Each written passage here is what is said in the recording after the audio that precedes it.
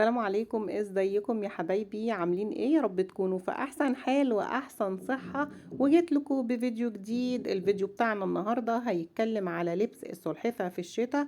بصراحة الموضوع ده بيتكرر كل شتاء، بيبقى منتشر جدا جدا على جروبات الفيس وجروبات السلاحف. طبعا كل واحد بيستعرض السلحفة بتاعته اللي بيبقى ملبسها، مفصل لها لبس صوف زي ما حضراتكم شايفين.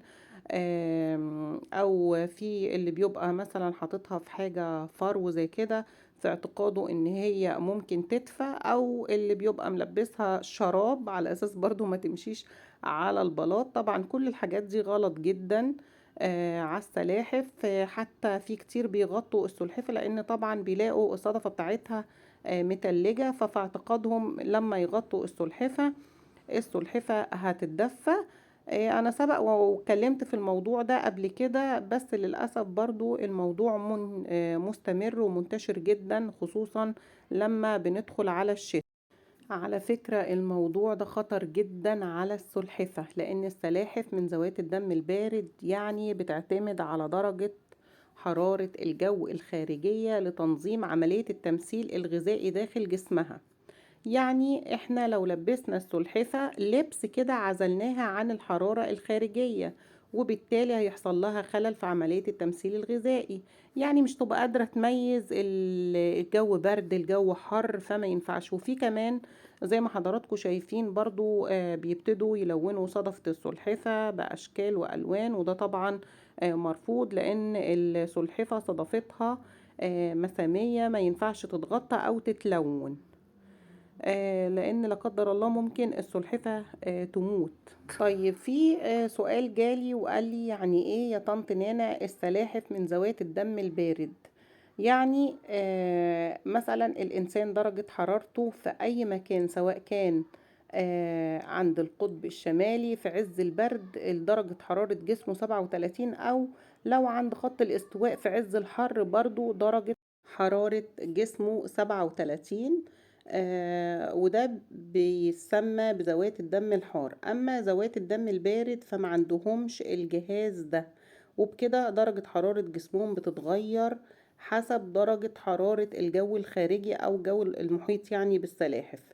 يعني احنا احيانا كده بنلاقي السلحفة مرة تروح في الشمس لو احنا في الشتاء، ومرة تروح تقعد في الظل لو احنا في الصيف.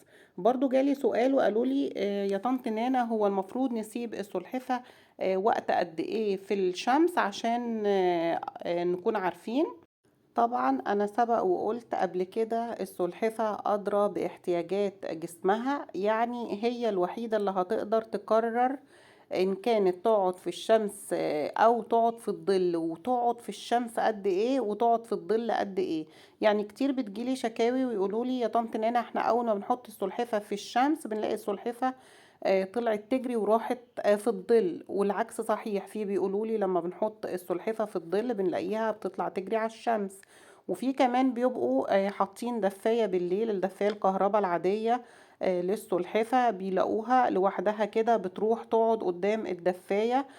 كل ما بيشيلوها ويبعدوها عن الدفاية بترجع تاني، لأن زي ما قلت لحضراتكم السلحفة الوحيدة اللي تقدر تاخد قرار السليم لتظبيط درجة حرارة جسمها، إن كانت محتاجة تدفئة أو محتاجة، يعني محتاجة شمس أو محتاجة ظل. أوكي، فاحنا كل اللي بنقوله ودايما بنبه عليه في فيديوهاتي إن بيت السلحفة يكون فيه جزء ظل وجزء شمس. ما ينفعش إن احنا نجبر السلحفة على أي شيء، سواء شمس سواء ظل سواء أكل سواء أي حاجة، ما ينفعش.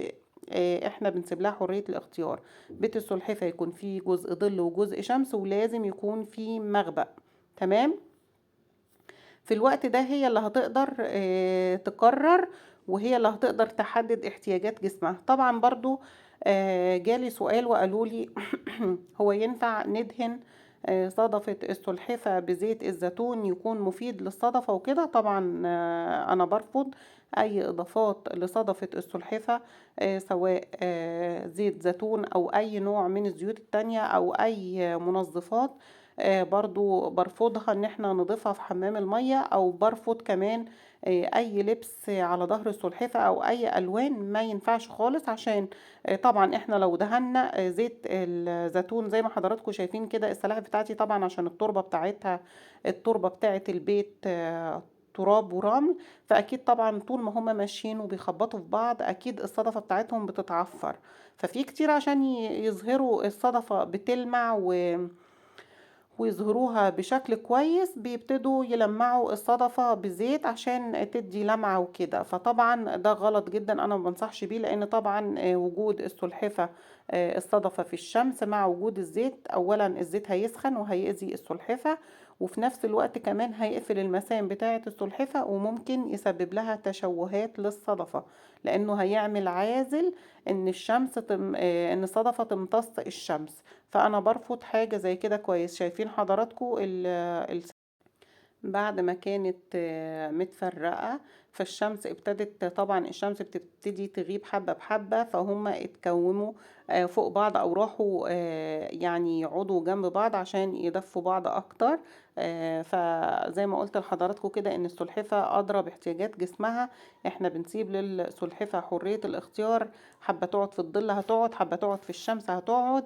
كمان موضوع الاكل رجاء رجاء بلاش نجبر السلحفة على الأكل خصوصا في الشتاء، لأن هي من طبيعتها إن هي بتصوم أثناء فصل الشتاء. في سلاحف بتقعد لمدة 4 شهور قاطعة الأكل خالص وبتفضل نايمة وبس. فاحنا طبعا عشان انا عندي الشمس متواجده، وزي ما قلت لحضراتكم ان السلاحف من ذوات الدم البارد، فده طبيعي ان هم يتحركوا، مش يبقوا نايمين في المخبأ ومكسلين وكده. انا لما بحط لهم اكل بياكلوا. ومش كل السلاحف زي ما حضراتكم شايفين، زقزوقة سابت الأكل ومشيت، زقزوق وزيزي بياكلوا، أما زقزوقة لأ. أنا جبتها تاني أهي ابتدت تاكل. فعادي يا جماعة، بس من غير ما أجبرها ومن غير ما أفتح بقها ومن غير ما أكلها غصب عنها. يا ريت تفهموا الموضوع ده كويس.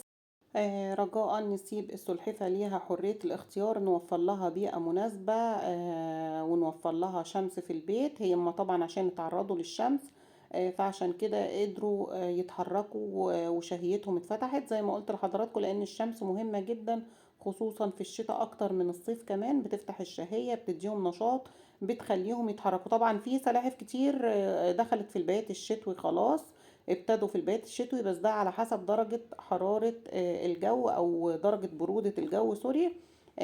وعلى حسب كل بلد. أنا السلاحف عندي زي ما بوريها لحضراتكم كده ما بتدخلش في بيت شتوي كامل، الا بقى لما الجو بيكون برد جدا جدا، انا ما بفكرش اطلعهم اصلا البلكونه. لو في امطار وفي ما فيش شمس والجو مش لطيف، انا بخاف عليهم من البرد، ما بطلعهمش البلكونه. اما طول ما الجو جميل، مفيش برد، في شمس، انا بحطهم في البلكونه.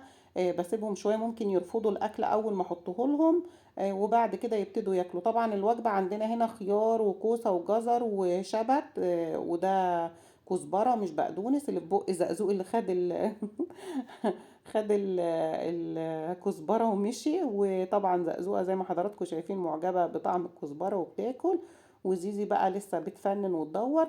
طبعا التنويع مهم جدا للسلاحف خصوصا في الشتاء، لان اكلتهم بتبقى ضعيفة وده طبيعي يعني، غير الصيف. فاحنا ننوع لهم على قد ما نقدر عشان يطلعوا من موسم الشتاء بصحة جيدة بدون اي امراض. شايفين زقزوق بعد ما كل راح قعد في الشمس وفرد رجله.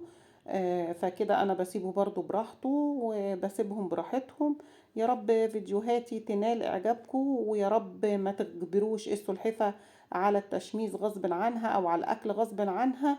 سيبوها براحتها. تربية السلاحف سهلة، يا ريت نحافظ على السلاحف من الانقراض ومن الموت. بحبكم في الله، اذا عشت وكان لي عمر انتظروني في فيديوهات اكتر، والى اللقاء في فيديو جديد باذن الله. باي باي.